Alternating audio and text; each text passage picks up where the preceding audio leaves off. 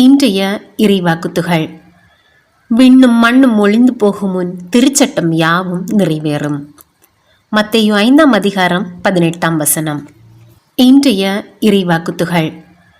விண்ணும் மண்ணும் ஒளிந்து போகும் முன் திருச்சட்டம் யாவும் நிறைவேறும். மத்தேயு 5ஆம் அதிகாரம் 18ஆம் வசனம். இன்றைய சிறிய வேளையில் ஜெபம். வழிகாட்டியாக திகழும் இறைவா, இன்று நீர் எனக்கு காட்டும் வழியை அறிந்திடச் செய்யும். ஆமேன். இன்றைய சிறிய வேளையில் ஜெபம்.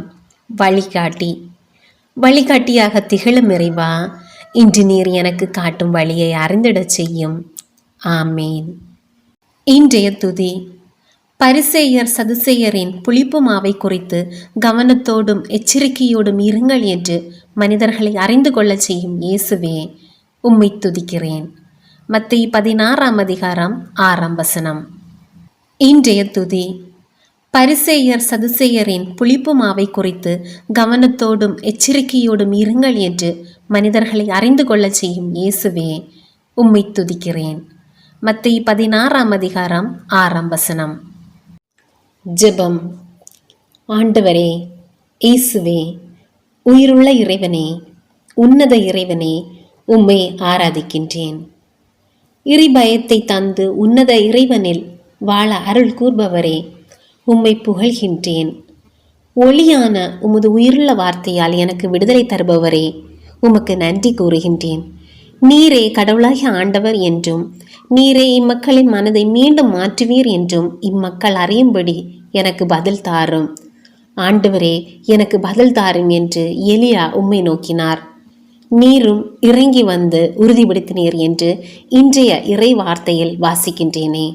இயேசுவே, இதோ உமது நாமத்தால் நம்பிக்கை வைத்தவர்களாக உம்மை நோக்கி பார்ப்பவர்கள் வாழ்வில் இந்த நாளில் விடுதலையை கொடும், ஆறுதலை கொடும், ஏங்கியிருக்கும் ஆசீர்வாதங்களை கொடும். அதனால் உம்மையும் உமது மாட்சியையும் சபதினிலே சாட்சியம் சொல்வார்களாய் மாற்றும். இயேசுவே, வாழ்வின் வழியை நான் அறிய செய்வீர். உமது முன்னிலையில் எனக்கு நிறைவான மகிழ்ச்சி உண்டு. உமது வலப்பக்கத்தில் எப்போதும் பேரின்பும் உண்டு.